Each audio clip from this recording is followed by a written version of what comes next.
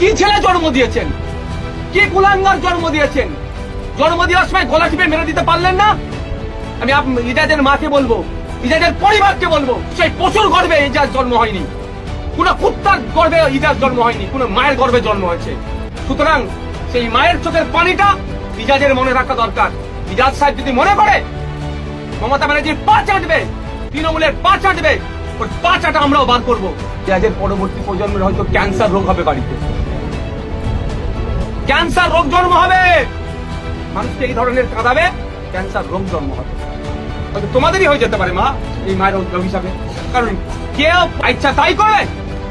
ওই পুলিশের যে ড্রেসটা পরে আছে, এসআই এর যে স্টার চিহ্নগুলো লাগানো আছে, এই মায়ের ট্যাক্সের টাকাতে ওই পড়ে আছে। ওই ইজাজ আহমেদের উচিত তার মায়ের কথা মনে করা। তাকেও কোনো মা জন্ম দিয়েছে, এই ইজাজ আহমেদের উচিত তিনিও কোনো মায়ের গর্ভে জন্ম হয়েছে। নিশ্চয়ই পশুর গর্ভে ইজাজ জন্ম হয়নি, কোন কুত্তার গর্ভে ইজাজ জন্ম হয়নি, কোন মায়ের গর্ভে জন্ম হয়েছে। সুতরাং সেই মায়ের চোখের পানিটা ইজাজের মনে রাখা দরকার। ইজাজ সাহেব যদি মনে করে মমতা ব্যানার্জির পা চাটবে, তৃণমূলের পা চাটবে, ওর পা চাটা আমরাও বার করবো, ওর ব্যবস্থা আমরা গ্রহণ করব। একদম ছেড়ে কথা বলবো না। ইজাজ সাহেবকে বলবো এর মায়ের পানির চোখের দিকে দেখো। আর ইজাজ সাহেবের পরিবার আমার যদি ভিডিওটা থাকে, কি ছেলে জন্ম দিয়েছেন, কি কুলাঙ্গার জন্ম দিয়েছেন। জন্ম দেওয়ার সময় গলা টিপে মেরে দিতে পারলেন না। আমি ইজাজের মাকে বলবো, ইজাজের পরিবারকে বলবো, ইজাজের ভাইদেরকে বলবো, ইজাজের ফ্যামিলি থাকে তার স্ত্রীকে বলবো, ইজাজের শ্বশুর থাকলে তাকে বলবো যে কি জামাই করেছেন আপনারা। ওই জামাই দেখুন, এর মায়ের মুখের দিকে দেখুন, মায়ের চোখের দিকে দেখুন। আমি ইজাজের মাকে আবারও বলবো কি ছেলে জন্ম দিয়েছেন। ইজাজের বাপকে বলবো কি ছেলে জন্ম দিয়েছেন। মুসলিম রীতি অনুযায়ী বলে দোয়া পড়তে হয়, ভুলে গিয়েছিলেন নাকি? কতটা গায়ে লাগতে পারে ইজাজের মা বাপকে, আমার কিচ্ছু করার নেই। এখনো ছেলেকে শুধরায় নেন, ছেলেকে শুধরে নিন, কারণ ছেলে এখন উঠছে।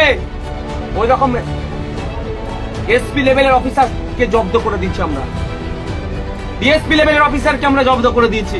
আর একটা এসআই যদি উড়ে উড়াটা বন্ধ করতে বলবে, না হলে বিপদ আছে। ভাবুন তাহলে লাভ কি আছে? আমি বারবার বলে আসছি, ওই মুসলমান দিকে ভোট দিয়ে কিছু লাভ হবে না, দলিত দিকে ভোট দিয়ে কিছু লাভ হবে না, আদিবাসী দিকে ভোট দিয়ে কিচ্ছু লাভ হবে না। এই ভোট দিয়ে কিছু লাভ হবে না। মানুষের মতো মানুষকে যদি তৈরি করা যায় জনপ্রতিনিধি, তাহলে ছুটে যাবে।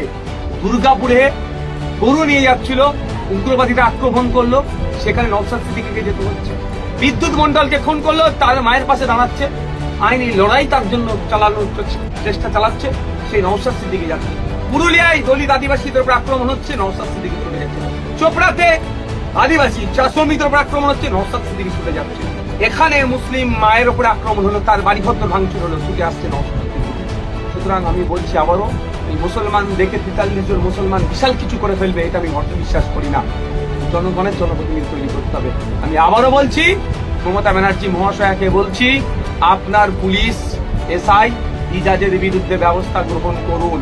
যদি ইজাজের বিরুদ্ধে ব্যবস্থা গ্রহণ না, ইজাজ সাহেবের বিরুদ্ধে ব্যবস্থা গ্রহণ না করেন, তাহলে জবাব কিন্তু বাংলার অগণিত হিন্দু মুসলমান দলিত আদিবাসী নির্বিশেষে মায়েরা জবাব দেবে। কারণ এই মায়ের চোখের পানি ইজাজের মা যদি না উপলব্ধি করে, তাহলে কিন্তু এটা অভিশাপটা কিন্তু যাবে না, অভিশাপ পাবে। আমি অভিশাপ দেবার কেউ নয়। ইজাজের এই মা কিন্তু মুখে না বললো বুক ফাটা অভিশাপ যাবে।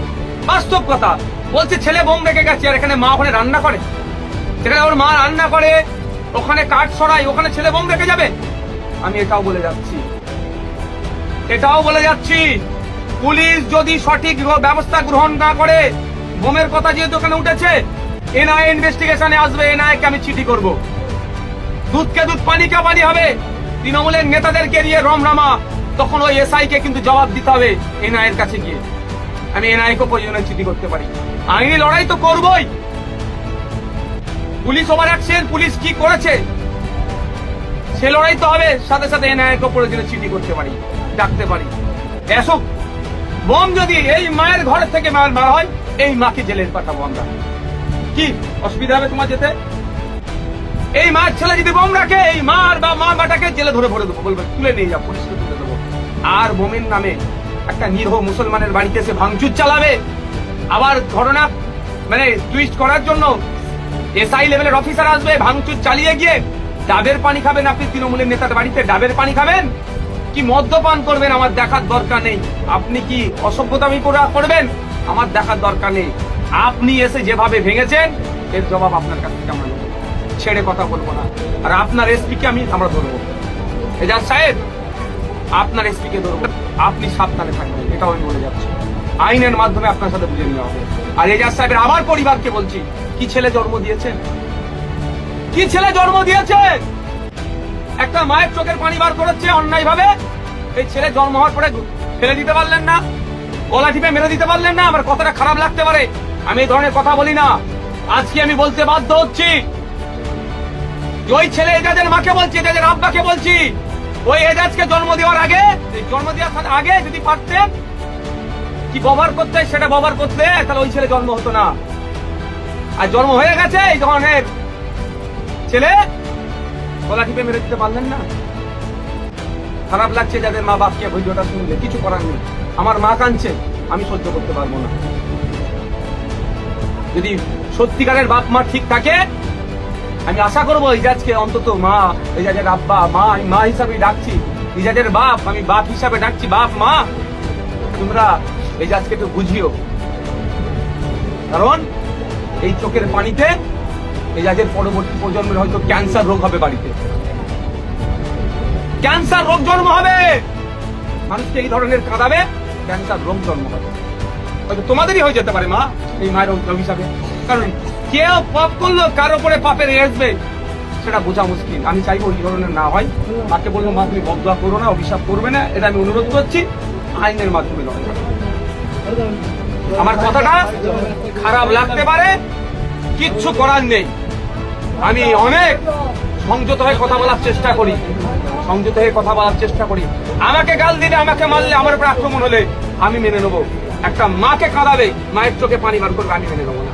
মমতা ব্যানার্জি বলেন, তার দলে বলে মহিলা মুখ্যমন্ত্রী, মহিলা মুখ্যমন্ত্রী। আপনি মহিলা কাঁদছে কোথায়?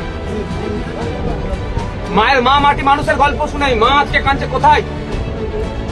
আর এলাকার আমি বিধায়ক সাহেবের কাছে অনুরোধ করব,